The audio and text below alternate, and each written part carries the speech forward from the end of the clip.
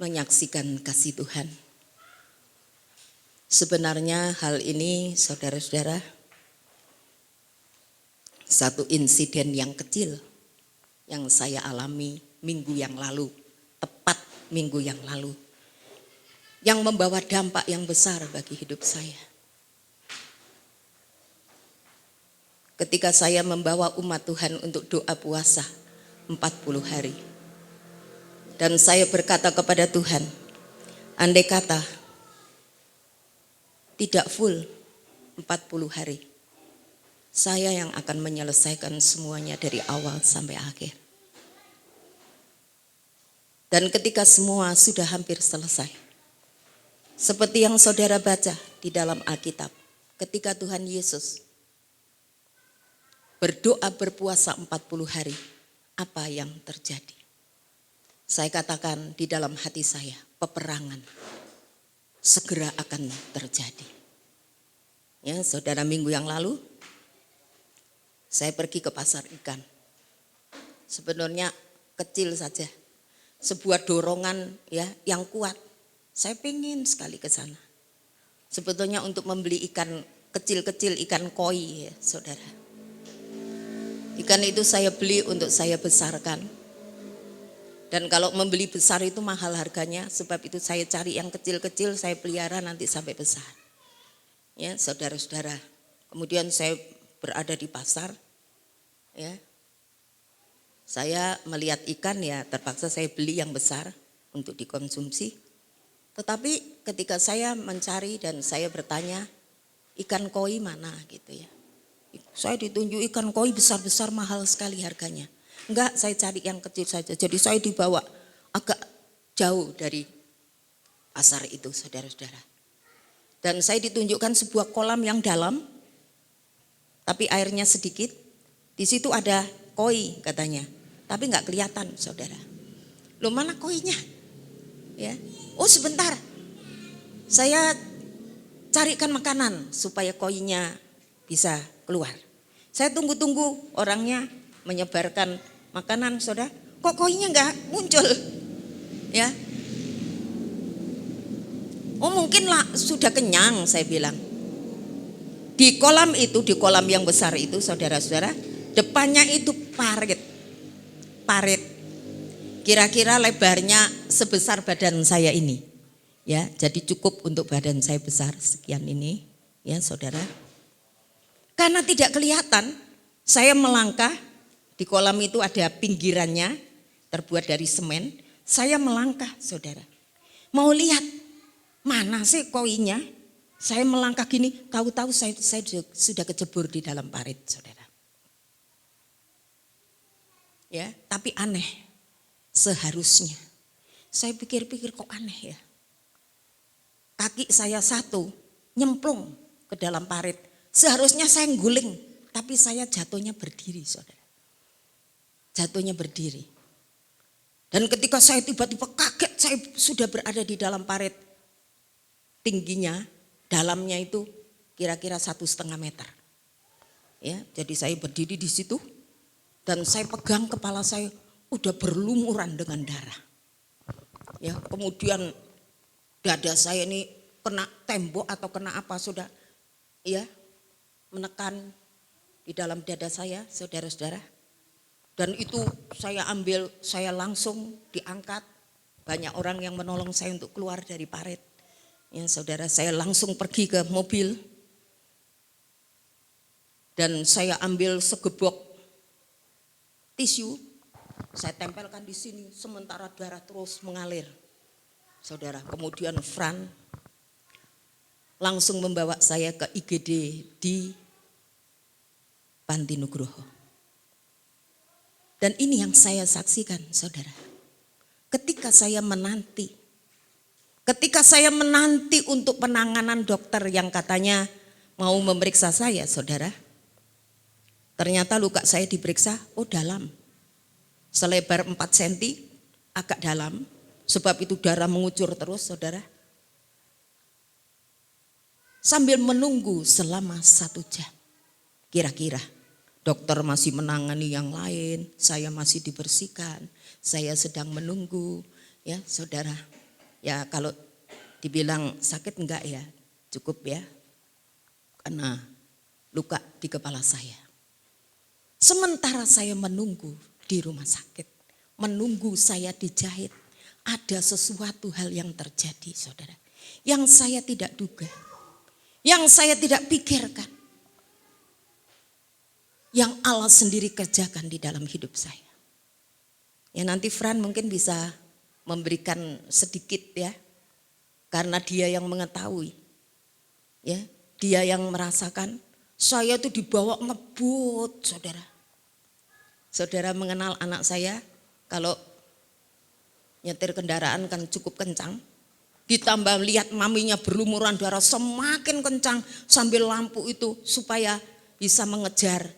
Ya, supaya saya tidak kolep atau bagaimana. Tapi saya tetap tenang di dalam hati. Apapun yang terjadi Tuhan, saya tetap mengucap syukur kepadamu. Saya tahu peperangan sedang terjadi, saudara. Ya, Fran bisa nyambung sedikit?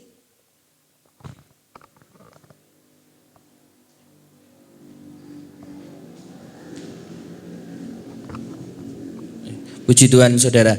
Jadi waktu kejadian itu, hari itu ya saya ngebut, kemudian banyak sekali mobil, banyak sekali kendaraan. Tiba sampai gereja Katolik, sampai Panti Nugroho itu ada mobil yang nggak mau minggir. Jadi dia dari jauh itu sepertinya rombongan, dan dia dari spion tuh seperti lihat ini mobil kok seperti ugal-ugalan atau apa. Padahal saya nyalakan emergency lamp, lampunya saya nyalakan lampu yang panjang, kemudian saya tambahi lampu dim lagi, saya klap. Itu mobil yang depan sendiri itu sengaja nengah, nggak mau kasih jalan. Kemudian waktu saya minta jalan, tin gitu, saya bel lagi, tin gitu, dia buka jendela seperti nantang gitu. Terus dia malah nutup, saya tetap nggak peduli, saya malah mepet gitu ya, bukan sengaja mepet dia. Tapi saya sengaja nyelip dia karena saya kesusu. Ya, jaraknya nggak jauh, cuman dari gereja Katolik sampai Panti Nugroho Pakem itu. Tapi dia marah, dia berhenti. Waktu dia marah, saya nggak peduli. Saya waktu sampai IGD, saya lihat mobil itu masih berhenti. Seperti nggak terima gitu. Tapi mungkin terus karena lihat mobil kasur dari Panti Nugroho gitu ya. Terus ibu saya dianu ya mungkin ya sudah. Cuman beberapa menit kemudian saya ditelepon teman. Jadi saya tuh ternyata dimasukkan ke dalam Facebook. Ya, mentang-mentang naik mobil Innova platnya B, dicatat saudara. Dimasukkan Facebook, ugal-ugalan nyetir nggak bener gini.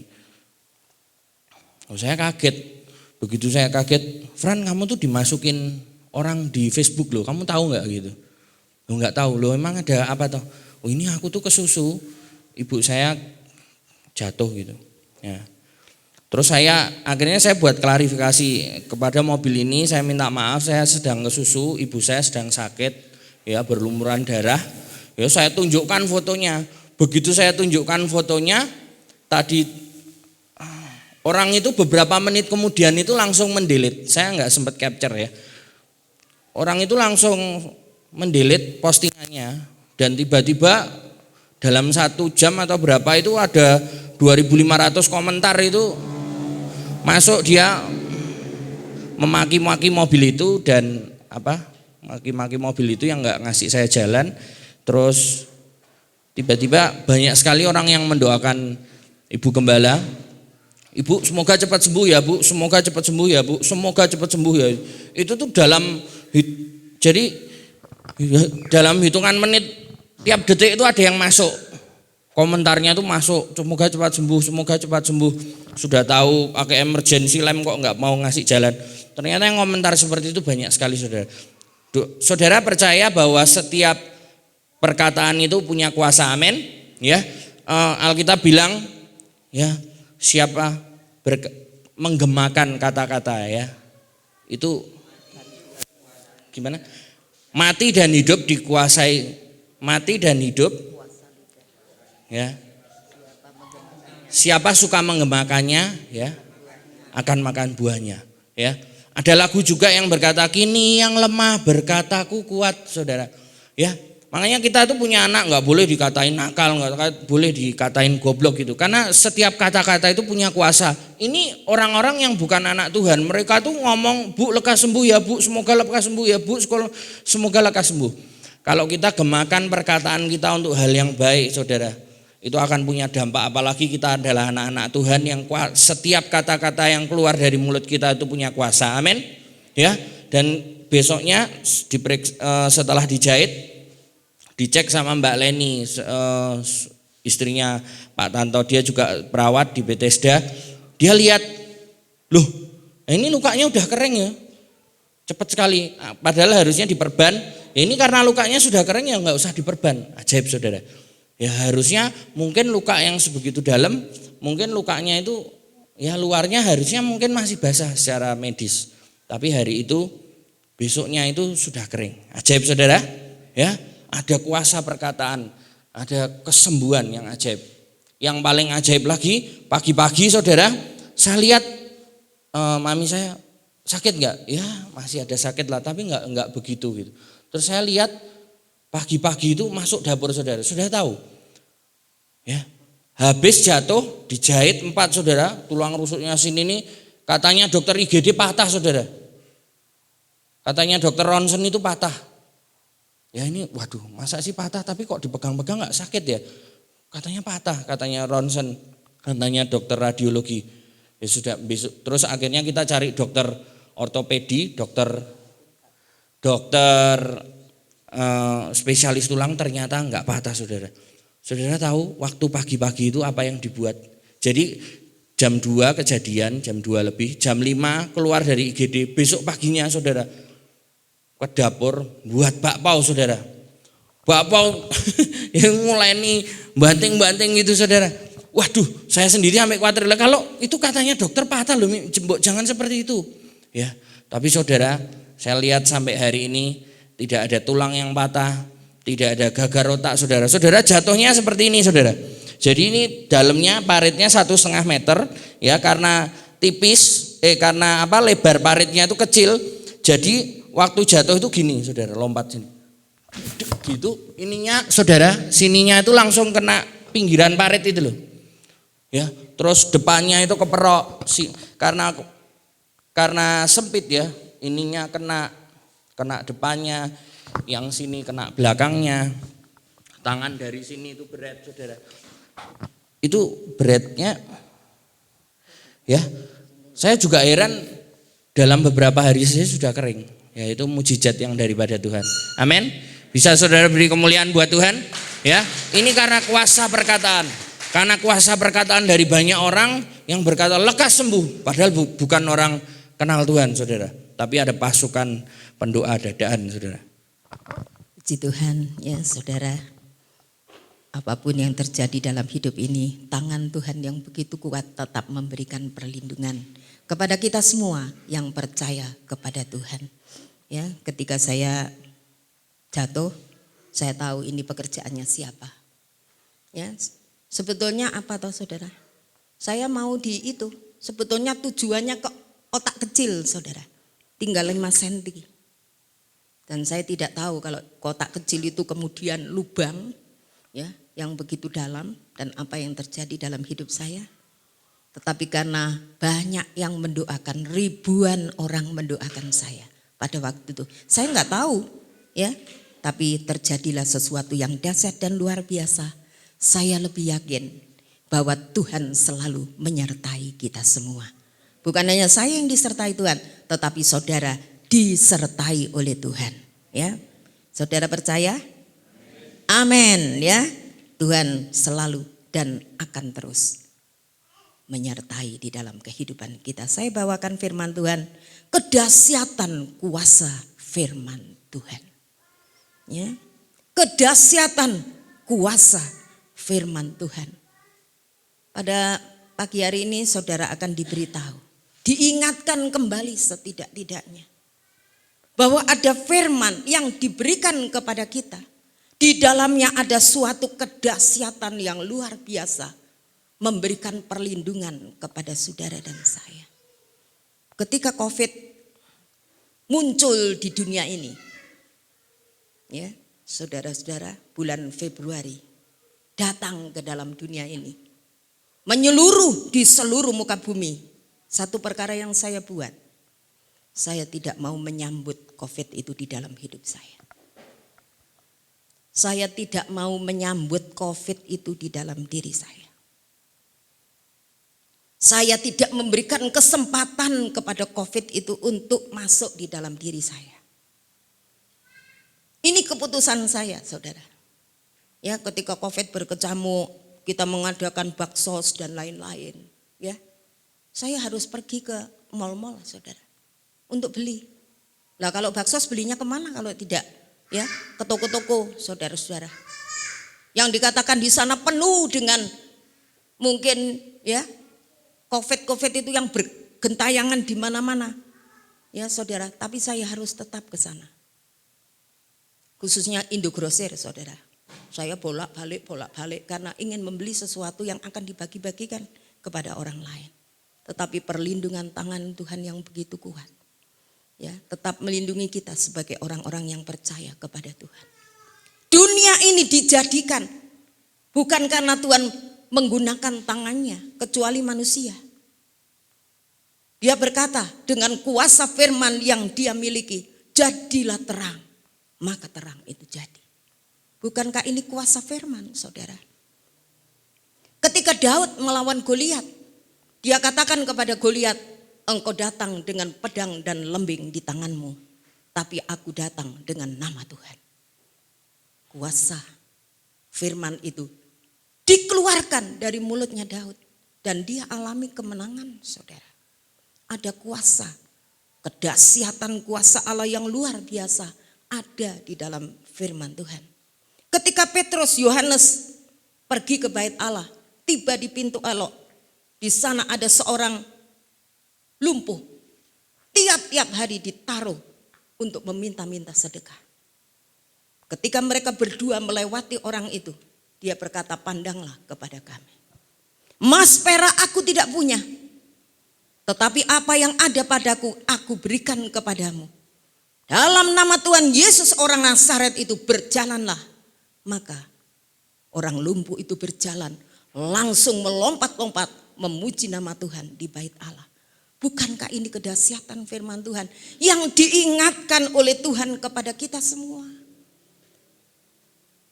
Ketika Nabi Elia berhadapan dengan janda Sarfat yang tidak punya apa-apa, miskin, hidup yang dia punyai, makanan yang dia punyai hanya untuk sekali saja dimakan bersama-sama dengan anaknya. Elia berkata, jangan takut, buat untukku lebih dulu, demikianlah firman Tuhan. Tepung tidak akan habis, minyak dalam buli-buli tidak akan pernah habis, dan itu terjadi. Bukankah di dalam firman Allah itu ada satu kedahsyatan yang saudara harus pergunakan hari-hari ini di tengah-tengah dunia yang tidak menentu ini?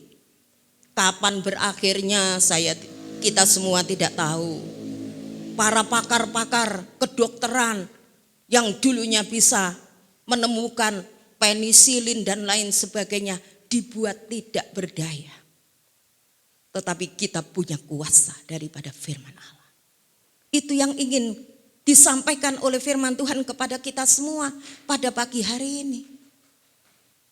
Hari-hari ini di mana Allah menggoncangkan bumi ini.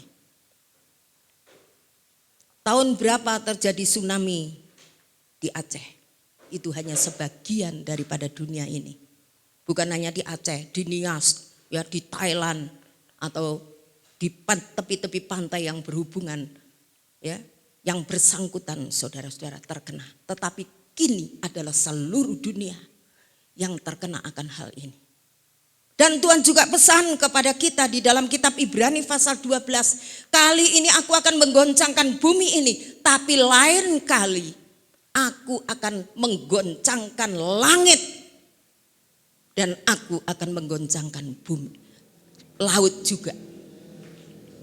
Ya saudara-saudara, ini latihan saudara. Ini belum selesai. Ini latihan buat saudara dan saya.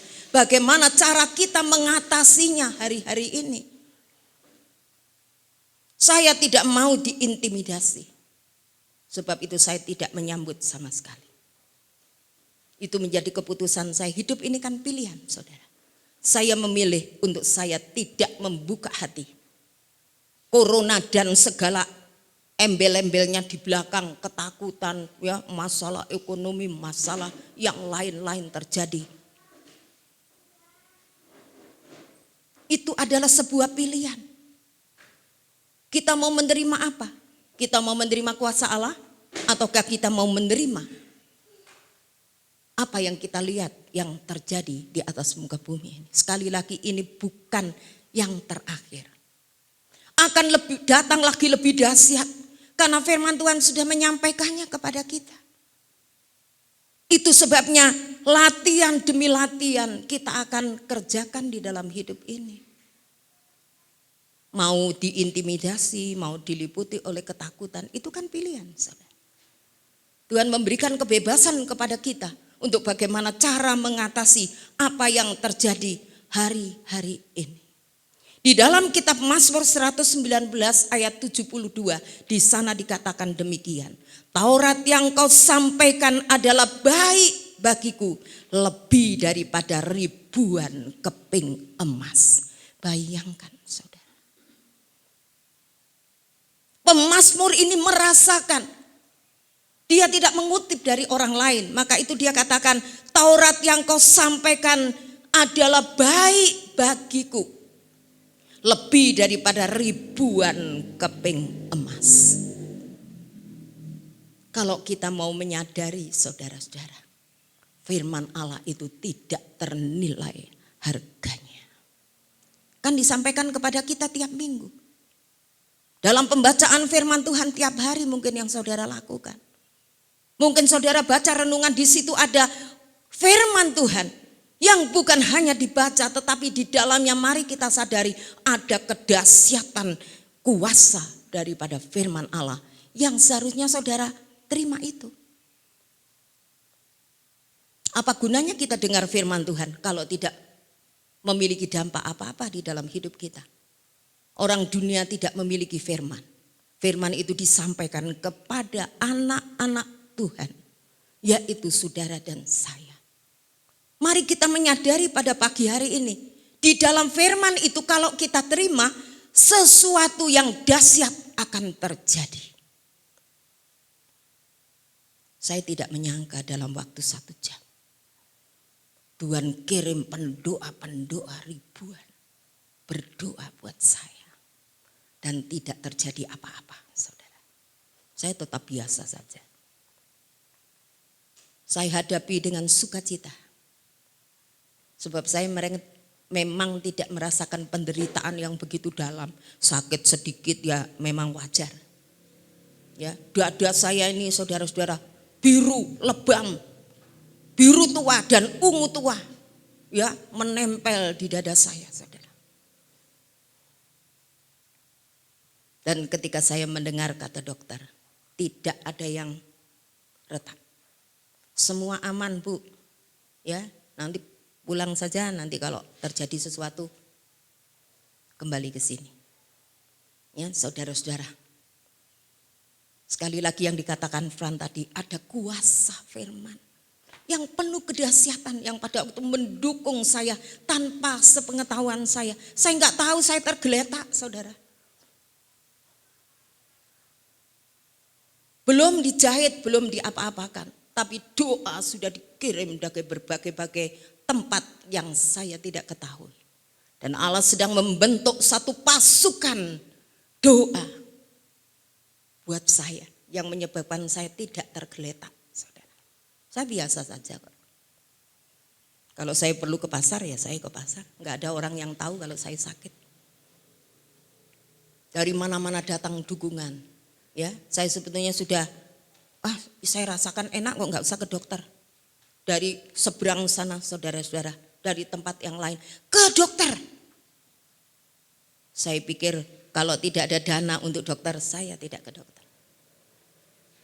Nggak apa-apa, ke dokter saja, nanti dokter obat, saya yang menanggung.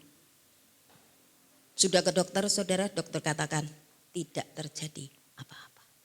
Walaupun kalau dilihat mengerikan, saudara. Sangat mengerikan. Pengalaman baru yang baru satu kali yang saya alami dalam hidup ini. Bagaimana setan menyerang saya dari berbagai macam untuk menjatuhkan saya. Tetapi saudara melihat saya seperti adanya pada pagi hari ini. Itu karena kuasa daripada firman Allah. Yang seharusnya terjadi di dalam hidup kita masing-masing. Terserah kepada kita, kita mau ambil yang mana. Kedahsyatan Allah yang saya sampaikan, kedahsyatan firman Allah yang saya sampaikan kepada saudara mempunyai dua dampak, saudara. Mendatangkan kuasa Allah bekerja, mendatangkan mujizat yang luar biasa. Nanti satu lagi saya akan sampaikan kepada saudara pada pagi hari ini. Tapi yang perlu saudara ketahui bahwa di dalam firman Tuhan, kalau saudara terima itu, saudara masukkan di dalam hati, menjadi bagian di dalam hidup kita masing-masing. Saudara akan alami kedahsyatan Allah. Bukan hanya Daud, bukan hanya janda Sarfat, bukan hanya orang-orang yang tertolong, orang lumpuh di pintu elok. Tetapi saudara akan mengalami kedahsyatan firman Allah yang luar biasa itu. Bukan kita baca, bukan kita dengar, tapi kita alami di dalam hidup ini. Mari kita mulai dengan kedahsyatan kuasa firman Allah. Amsal pasal 13 ayat 13 bagian A. Bagian B-nya nanti, saudara. Amsal pasal 13 ayat yang ke-13. Mari kita sama-sama bangkit berdiri. Kita akan membaca bagian A saja. 2, 3. Siapa meremehkan firman, ia akan menanggung akibatnya. Terima kasih. Silakan duduk. Di sisi lain, kuasa firman itu memiliki kedahsyatan yang luar biasa. Tetapi di sini dikatakan, tetapi siapa yang meremehkan firman Tuhan akan menanggung akibatnya. Siapa yang meremehkan firman Tuhan, menganggap sepi firman Tuhan, tidak memperdulikan firman, hanya dengar saja, pulang ya biasa saja. Di dalam firman Allah yang hidup di sana dikatakan, siapa meremehkan firman akan binasa. Akan binasa. Di dalam bahasa Indonesia masa kini di sana dikatakan, siapa yang meremehkan firman mencelakakan dirinya sendiri. Dalam bahasa Inggris di sana dikatakan, siapa yang menyepelekan firman, menganggap sepi firman, menghina firman, dia akan dihancurkan. Ini dua hal. Kalau firman itu diterima, tadi nyanyian pertama dikatakan, hidupku menggenapi firman-Mu. Tanda mujizat menyertai dalam setiap langkahku. Tapi di sini dikatakan di sisi lain, tetapi siapa yang meremehkan firman Tuhan akan menanggung akibatnya, akan dihancurkan, akan binasa, dan akan mencelakakan dirinya sendiri. Jadi ini tidak remeh, saudara. Apa yang berkenaan dengan rohani jangan kita anggap remeh. Semua ada akibatnya. Saya tidak menyatakan firman ini dari diri saya sendiri, menurut apa yang saya pikir. Tetapi saudara baca tadi. Siapa meremehkan firman, ia akan menanggung akibatnya. Dan hidup memang adalah pilihan. Meremehkan firman atau menyambut firman. Ya saudara-saudara, menyambut firman pun nanti ya saya kasih tahu. Melalui kebenaran firman Tuhan yang kita dengar bersama. Firman Tuhan pada pagi hari ini bukan melulu untuk saudara. Firman Tuhan seperti pedang bermata dua. Ke depan kena saudara, ke belakang kena saya. Kita sama-sama belajar firman Allah supaya hidup kita di dalamnya ada kedahsyatan firman Allah yang tidak dimiliki oleh orang-orang dunia. Kita ini beda. Di dalam kitab Maleakhi, aku akan mengadakan perbedaan antara orang yang mengenal Tuhan dan orang yang tidak mengenal akan Tuhan. Ya, tapi mungkin kita bicara, kok ada gereja yang kena COVID? Saya tidak bisa menjawab, saudara. Saya tidak bisa menjawab. Tapi saya pada pagi hari ini memberitahu kepada kita. Kita semua yang hadir pada pagi hari ini, saudara. Bukan semua anak Tuhan di gereja itu adalah orang benar. Tetapi orang benar selalu ada di dalam gereja. Saya tidak akan pernah menghakimi siapapun. Mengapa kok orang gereja, pendeta kena COVID? Itu bukan urusan saya. Tapi yang kita berurusan dengan firman Tuhan pada pagi hari ini. Dengan jelas firman Tuhan katakan, siapa yang meremehkan firman akan menanggung akibatnya. Nah, kita maju, akibatnya apa, saudara? Ya, kita akan melihat itu di dalam kitab Kejadian pasal 19. Di sana ada sebuah kejadian berkenaan dengan orang yang meremehkan firman. Kejadian 19, saya bacakan ayat 12 sampai ayat yang ke-14. Lalu kedua orang itu berkata kepada Lot. Saya baca di atasnya saja supaya kita sama-sama saudara-saudara yaitu mengerti akan firman. Ya, kita saja baca saja ayat 12 dulu. Lalu kedua orang itu berkata kepada Lot, siapakah kaummu yang ada di sini lagi? Menantu atau anakmu laki-laki, anakmu perempuan atau siapa saja kaummu di kota ini, bawalah mereka keluar dari tempat ini. Sebab kami akan memusnahkan tempat ini karena banyak keluh kesah orang tentang kota ini di hadapan Tuhan. Sebab itulah Tuhan mengutus kami untuk memusnahkannya. Keluarlah Lot lalu berbicara dengan kedua bakal menantunya yang akan kawin dengan kedua anaknya perempuan, katanya, bangunlah, keluarlah dari tempat ini, sebab Tuhan akan memusnahkan kota ini. Tetapi ia dipandang oleh kedua bakal menantunya itu sebagai orang yang berolok-olok saja. Malaikat khusus datang menyelamatkan keluarga Lot. Khusus datang. Sodom dan Gomora akan dibinasakan oleh Tuhan. Akan dibakar dengan api yang dari langit. Tuhan penuh dengan kemurahan dan berkata kepada Lot, kamu berbicara kepada mungkin menantumu, anakmu laki-laki, anakmu perempuan, siapa saja. Kalau ada kaummu yang ada di sini, beritahu firman Allah bahwa tempat ini akan dimusnahkan oleh Tuhan. Dan dia berbicara kepada kedua bakal menantunya. Tapi apa tanggapannya, saudara-saudara? Tanggapannya adalah gurauan, olok-olok, ya, tidak digubris, saudara. Dianggap apa bapak ini ngomong apa, ya? Dalam saudara-saudara, kejadian Sodom dan Gomora pada waktu itu tuh tidak memakan satu hari. Hanya hitungan jam atau menit, sebentar lagi setelah menantunya, bakal menantunya ini menerima firman dan merupakan olok-olok, ya, diketawai, saudara. Firman Tuhan diketawai, firman Tuhan dianggap sebuah guyonan, saudara, yang tidak perlu diperhatikan.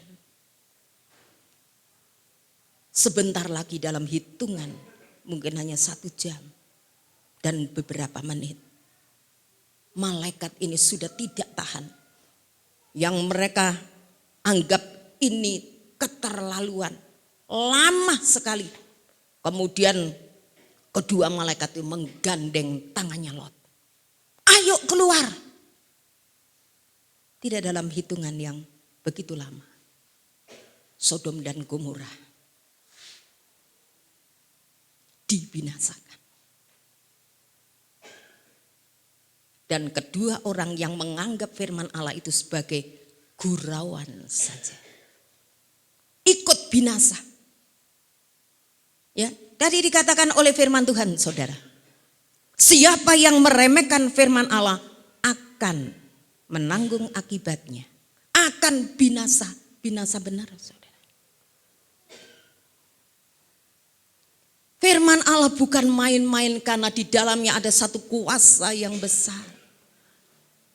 Firman Allah bukan hal yang patut diolok-olok, yang patut diketawai, yang patut diremehkan, yang patut dianggap sepi, saudara. Akibatnya kita sudah tahu. Dalam hitungan menit, Tuhan menurunkan api belerang dari langit. Binasa kedua orang ini yang seharusnya mereka diberikan kesempatan untuk selamat.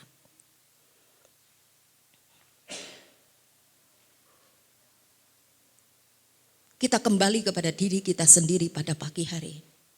Saya kembali kepada diri saya. Saudara kembali kepada diri saudara masing-masing. Ketika firman Tuhan diberitakan, apa reaksi kita? Apa keputusan kita? Kita menganggap, sudah kuno itu. Berkali-kali itu firman Tuhan diberitakan seperti itu. Saya enggak manut ya enggak apa-apa kok. Ya, Tuhan masih berkemurahan. Tuhan masih memberikan waktu kepada kita untuk bertobat. Satu hal firman Allah akan digenapi. Siapa yang menghina firman, yang menganggap rendah firman, yang meremehkan firman Tuhan, menganggap sepi firman, akan menanggung akibatnya. Dan itu dialami oleh kedua bakal menantu daripada Lot. Mungkin saudara tidak pernah katakan, saudara tidak pernah, saya nggak pernah mengetahui kok. Saya nggak pernah menghina dengan kata-kata. Tapi kalau kita tidak menurut firman Tuhan, bukankah itu sama, saudara?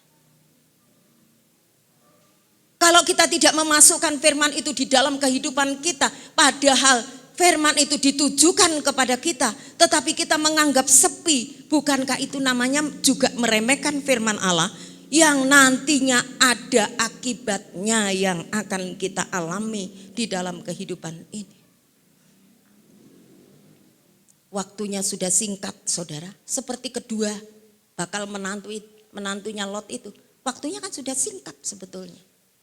Allah masih penuh dengan kemurahan. Allah masih memberikan firman keluar. Diketahui. Sudah tidak ada waktu lagi. Binasa bersama-sama dengan orang lain di kota Sodom. Binasa loh saudara, bukan mati. Binasa. Kehidupan kita terdiri dari roh, jiwa, dan tubuh. Semuanya lenyap. Semuanya mati, binasa. Tidak ada kehidupan lagi. Saudara dan saya diberi kesempatan untuk hidup yang kekal. Tidak luput daripada pimpinan firman Allah. Siapa sih kita ini? Siapa saya? Kita tidak bisa menyelamatkan diri kita sendiri. Bahkan Paulus katakan, aku ingin berbuat baik, tapi yang jahat itu sudah mendahului aku. Aku ini manusia celaka. Tapi ketika Paulus bertemu dengan Tuhan, firman-Nya ada di dalam hidup Paulus. Paulus memiliki hidup yang kekal. Dia dipakai oleh Tuhan dengan luar biasa. Firman ini disampaikan kepada saudara bukan untuk diketawai. Bahkan firman-firman yang lain dahulu maupun nanti yang akan datang, jangan dianggap remeh. Jangan dianggap itu sudah kuno. Jangan dianggap itu semua tidak berguna, saudara. Karena di dalam setiap firman Tuhan yang kecil sekalipun, di dalamnya ada satu dinamit yang luar biasa. Yang membawa kehidupan saudara terus dipimpin dalam kehidupan yang baru. Kalau firman itu ditolak, saudara. Firman Tuhan dengan jelas menurut Amsal.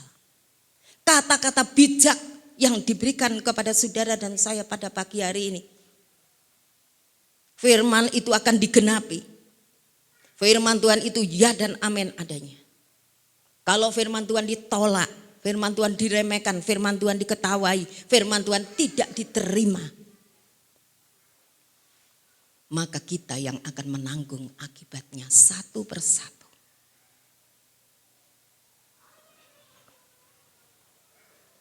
Itu yang pertama. Saya bawa saudara untuk melihat yang kedua. Kita tidak bisa meremehkan firman Allah. Karena firman ini yang menuntun langkah-langkah kita. Dia seperti pelita di kaki kita. Yang akan menerangi jalan-jalan kita. Ada jalan yang disangka orang lurus tapi ujungnya sampai kepada maut. Bagaimana kita bisa lepas daripada itu? Karena Tuhan yang memimpin dengan kebenaran firman-Nya. Sehingga kita tidak terluput daripada jalan itu. Yang kita sangka ya itu jalan yang baik. Sampai 2 kali ayat itu dikatakan. Ada jalan yang disangka orang lurus tapi ujungnya sampai kepada maut. Siapa yang tahu, saudara? Sedangkan saya di tembok ini saja berapa meter saya enggak tahu. Tapi firman Tuhan tahu, saudara. Dialah yang akan meluputkan kita. Jangan jalan di tempat itu.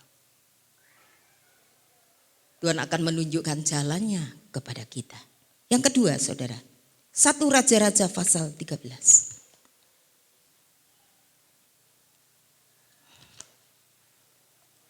1 Raja-Raja pasal yang ke-13. Sebetulnya itu cerita ini diceritakan di dalam ayat yang pertama sampai ayat yang ke-24. Tapi saya tidak membacakannya seluruhnya. Saya akan cuplik beberapa saja, saudara. Mari kita lihat di dalam 1 Raja-Raja pasal 13 ayat 7 sampai ayat yang ke-10. Nanti saya akan ceritakan apa yang terjadi. Tapi kita baca dulu mulai ayat yang ke-7. Kemudian berbicara raja kepada abdi Allah itu. Marilah bersama-sama dengan aku ke rumah. Segarkanlah badanmu.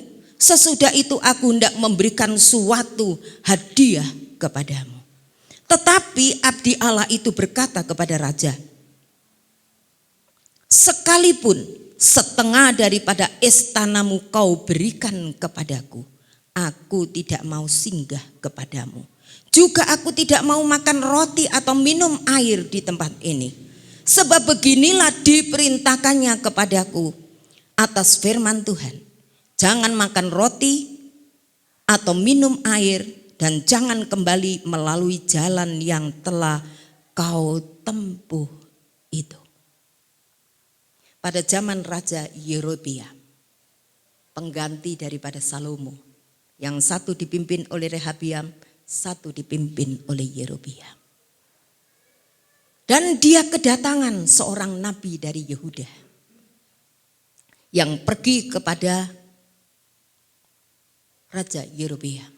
Dan dia menyampaikan firman Tuhan kepadanya. Yerobeam membuat bukit pengorbanan. Ya, menyembah di bukit itu. Ya, saudara, yang tidak diizinkan menyembah itu hanya di Yerusalem.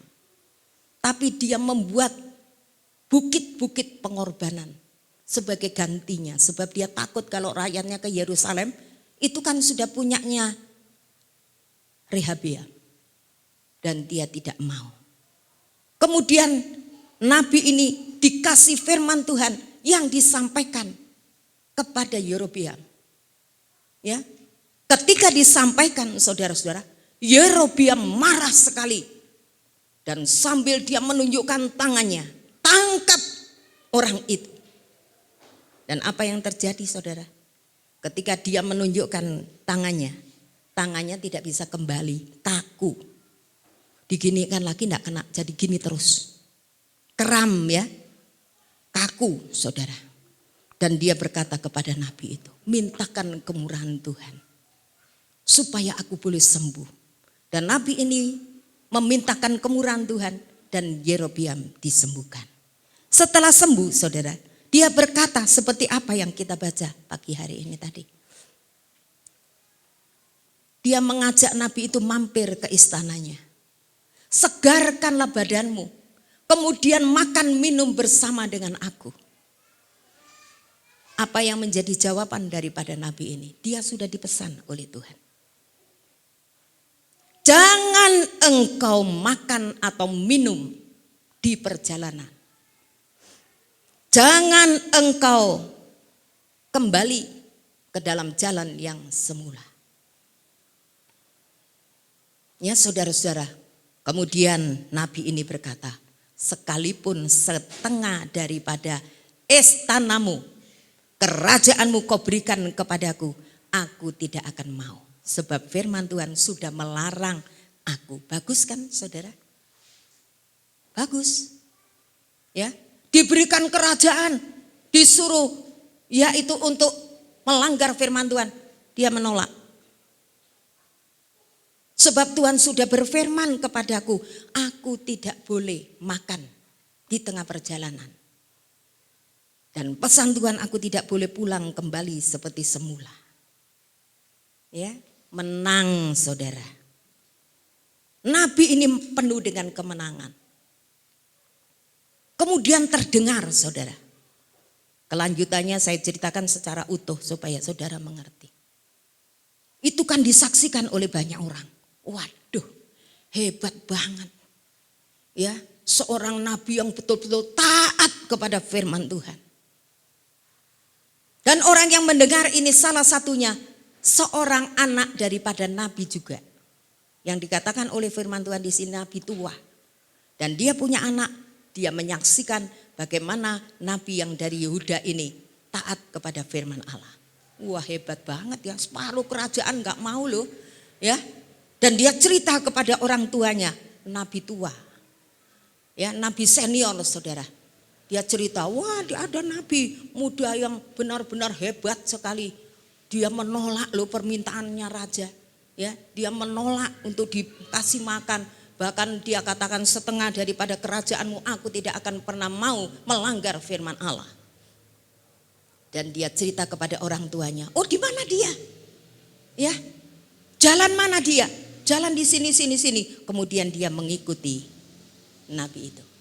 Nabi yang tua, nabi saudara, bukan orang kafir. Nabi saudara. Nabi ini mengikuti nabi muda tadi. Dan kita ketemu saudara. Ya, mari kita baca saja. Di dalam ayat 19. Ayat 13. Ya, 1 Raja 13 ayat 11. Mari saya bacakan secara cepat saudara, supaya saudara secara utuh tahu ceritanya. Di Betel diam seorang nabi tua. Anak-anaknya datang menceritakan kepadanya segala perbuatan yang dilakukan abdi Allah pada hari itu di Betel. Mereka menceritakan juga kepada ayah mereka perkataan yang dikatakannya kepada raja. Kemudian ayah mereka bertanya, dari jalan manakah ia pergi? Lalu anak-anaknya menunjukkan kepada jalan yang diambil abdi Allah yang datang dari Yehuda itu. Ia berkata kepada anak-anaknya, pelanai keledai bagiku. Mereka memelanai keledai baginya, lalu ia menungganginya dan pergi mengikuti abdi Allah itu dan mendapatinya duduk di bawah sebuah pohon besar. Ia bertanya kepadanya, engkaukah abdi Allah yang telah datang dari Yehuda? Jawabnya, ya akulah dia. Katanya kepadanya, marilah bersama-sama aku ke rumah untuk makan roti. Tetapi jawabnya, aku tidak dapat kembali bersama-sama dengan engkau dan singgah kepadamu. Aku tidak dapat makan roti dan minum air bersama-sama dengan engkau di tempat ini.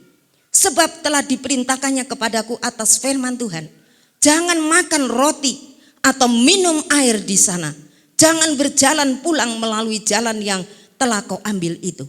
Lalu jawabnya kepadanya, aku pun seorang nabi juga. seperti engkau. Dan atas perintah Tuhan,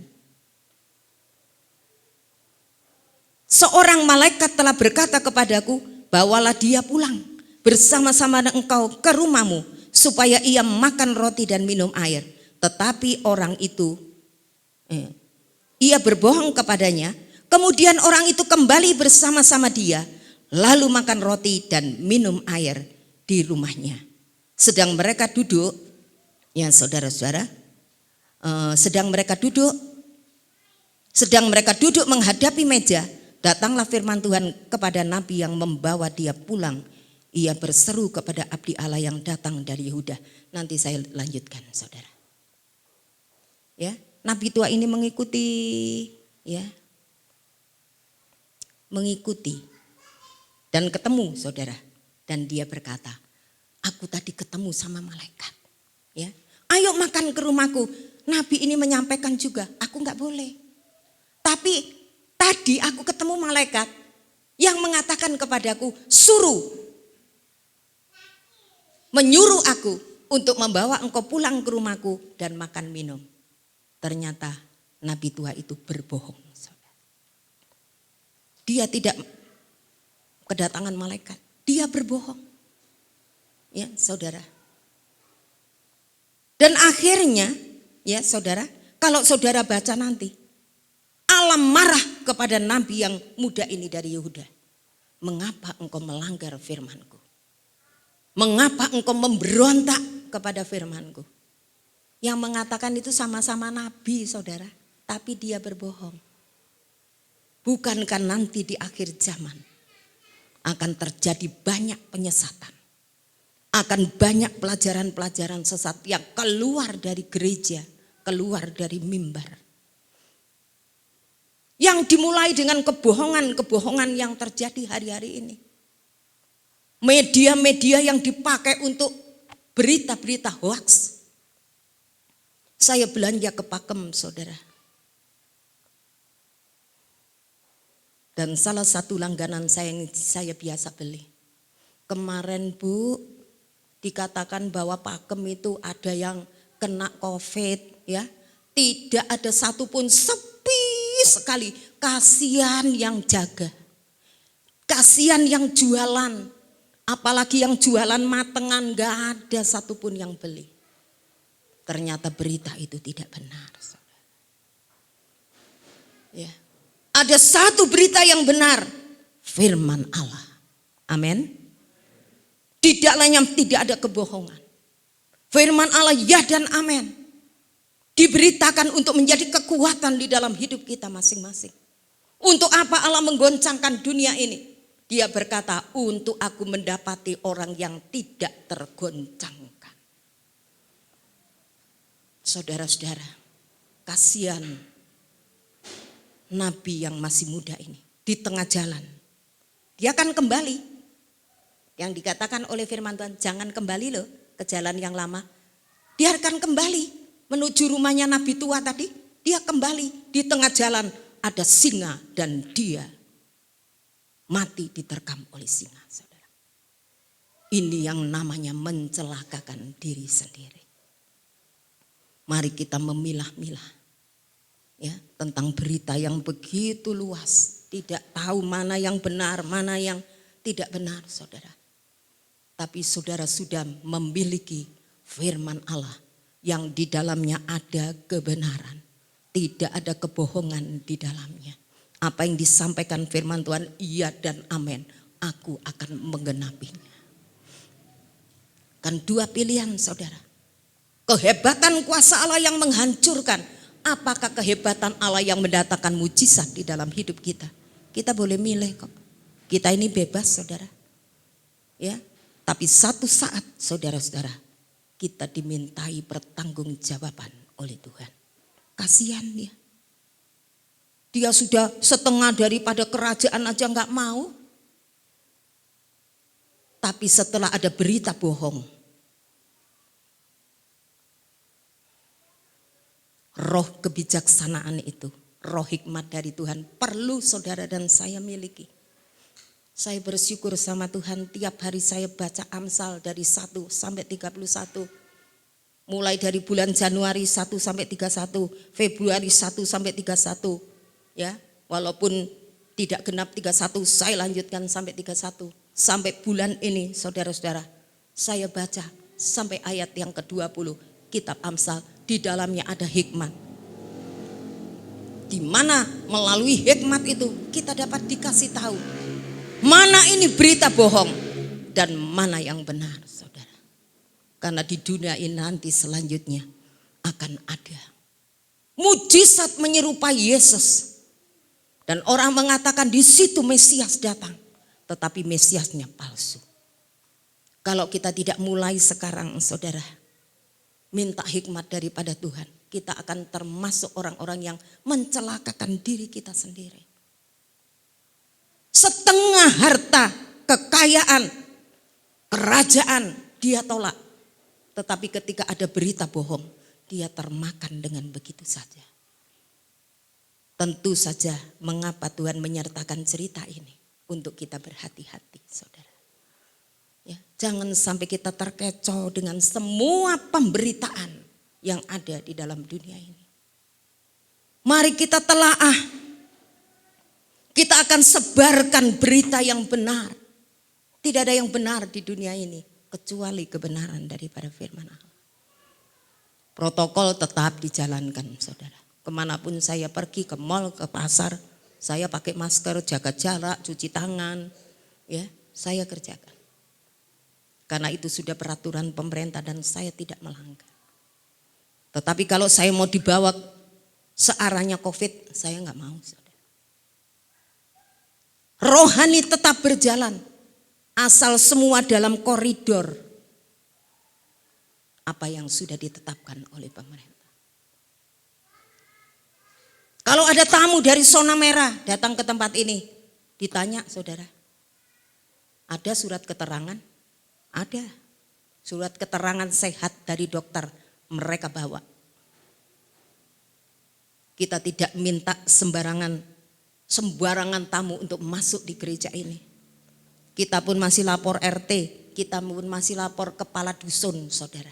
Minta pertimbangan, ini ada tamu. Ya. Nanti saudara akan menerima sosialisasi entah kapan, ya. Yang sudah disosialisasikan oleh pemerintah nanti dikasih tahu kepada saudara. Ya. Sehingga saudara tidak akan yaitu mengikuti arus kebohongan yang ada di dalam dunia ini.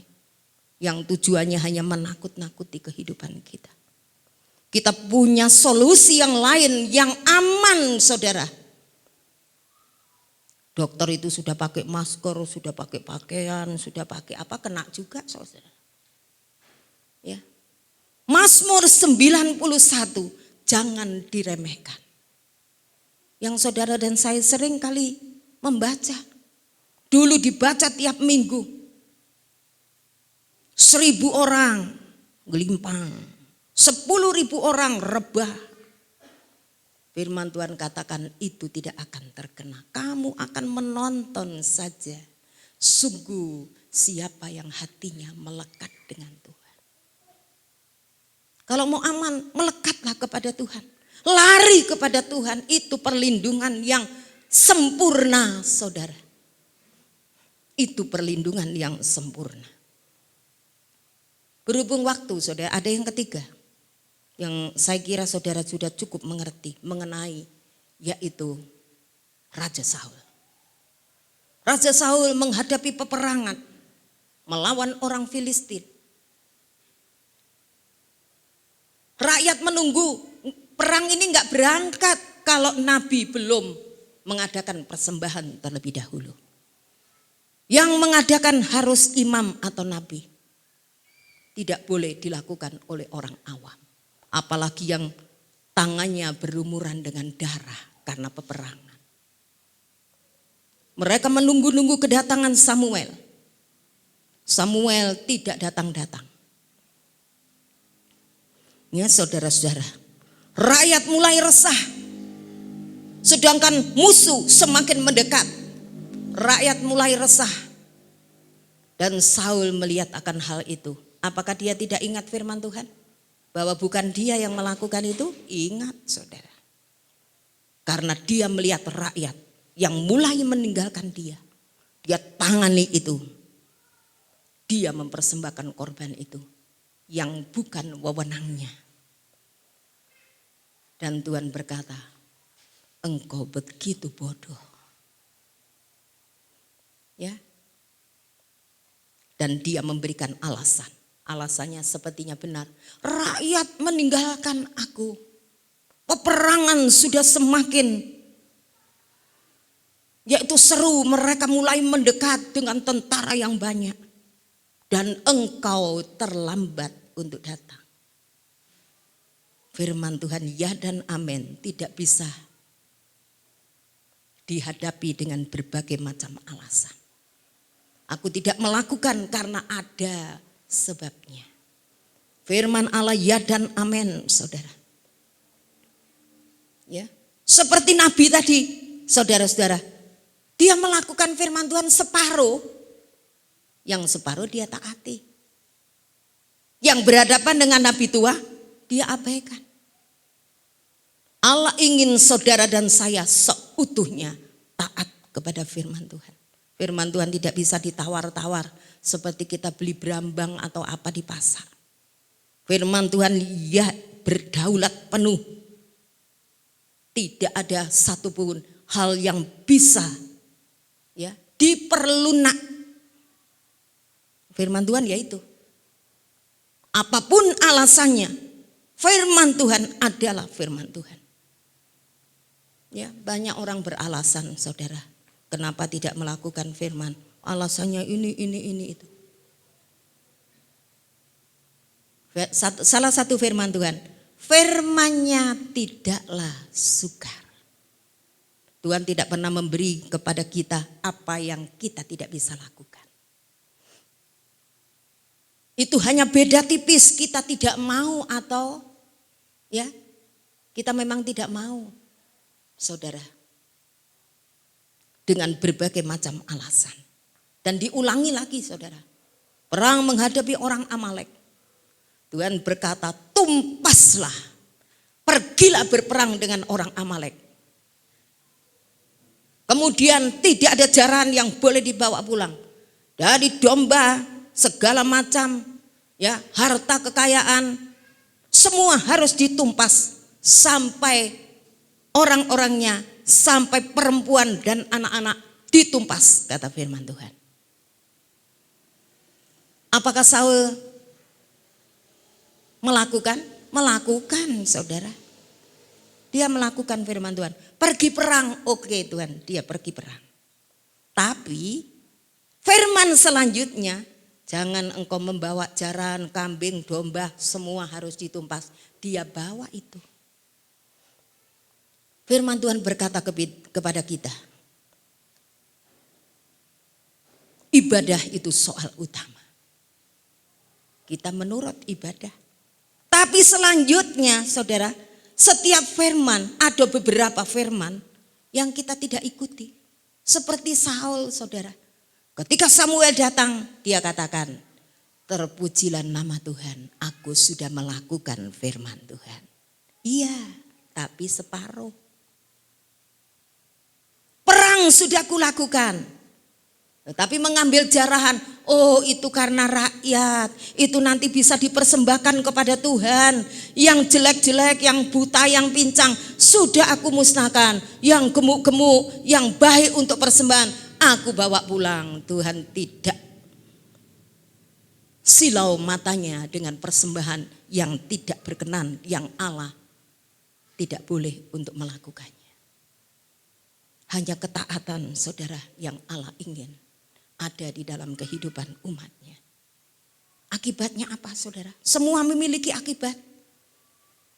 Nabi tua mencelakakan dirinya sendiri. Dia kembali ke jalan yang semula. Mati diterkam oleh singa. Bagaimana dengan Saul, saudara? Masa depan hancur. Seperti dikatakan, siapa yang meremehkan firman akan mengalami kehancuran, hancur. Kerajaan diambil daripadanya. Anak-anaknya mati di medan perang. Hanya satu yang pincang ikut Daud di istana. Anak-anak yang seharusnya menggantikan dia menjadi raja mati di medan peperangan. Yang paling tragis saudara-saudara, Tuhan tidak pernah mau ditemui oleh Saul.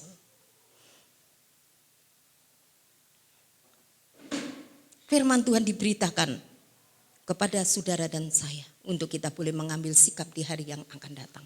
Harinya sudah semakin dekat, saudara. Mengapa kita doa puasa?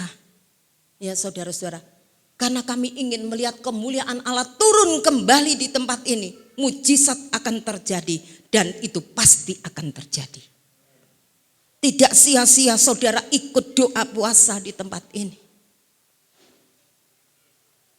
Menyangkal diri, rela haus dan lapar hanya untuk supaya kemuliaan Tuhan, pembalian keadaan terjadi. Terobosan-terobosan ilahi yang belum kita alami, sebentar kita akan alami di dalam kehidupan ini. Saya rasa cukup memberikan pengertian kepada kita. Langkah apa di kemudian hari yang akan kita tempuh dalam perjalanan ini. Kalau kita mau mengalami kedahsyatan kuasa Tuhan, patuh saja kepada firman Tuhan. Apa yang Tuhan katakan A, kita A. Kita akan melihat banyak mujizat seperti kata nyanyian tadi. Hidupku menggenapi firman-Mu. Tanda mujizat sertai dalam setiap langkahku. Apa kedahsyatan Allah yang menghancurkan, ya, yang membawa kebinasaan. Kedahsyatan Allah yang sanggup membawa kita kepada celaka. Itu firman Tuhan sanggup untuk melakukan itu. Dua sisi, saudara. Firman Tuhan selalu dua sisi, seperti koin. Secara utuh kita terima dalam hidup ini. Dan pada pagi hari ini Tuhan memberikan pencerahan kepada kita mengenai masa depan kita. Kita akan memiliki masa depan yang indah, penuh pengharapan. Kita tidak akan tergeletak oleh COVID, saudara-saudara. Karena ada firman yang dahsyat dan luar biasa, memberikan perlindungan yang sempurna di dalam hidup kita. Jangan abaikan protokol, jangan abaikan itu. Tetapi di samping itu, perlindungan yang kokoh dan kuat.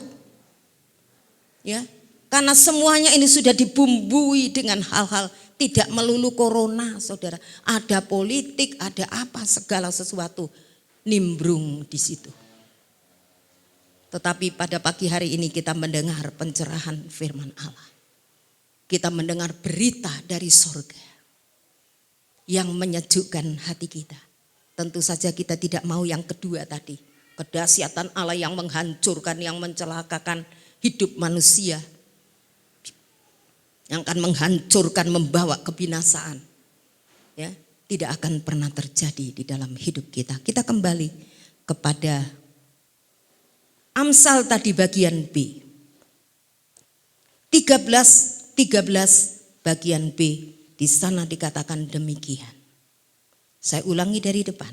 Siapa meremehkan firman, ia akan menanggung akibatnya. Tetapi siapa taat kepada perintah, perintahnya siapa? Akan menerima balasan. Amin. Semoga firman ini saudara masukkan di dalam hati. Menjadi satu kekuatan apapun yang terjadi. Selesai atau tidak, saudara tetap berada di dalam kedahsyatan firman Allah yang sanggup melindungi kita semua. Kita bangkit berdiri, kita menyanyi.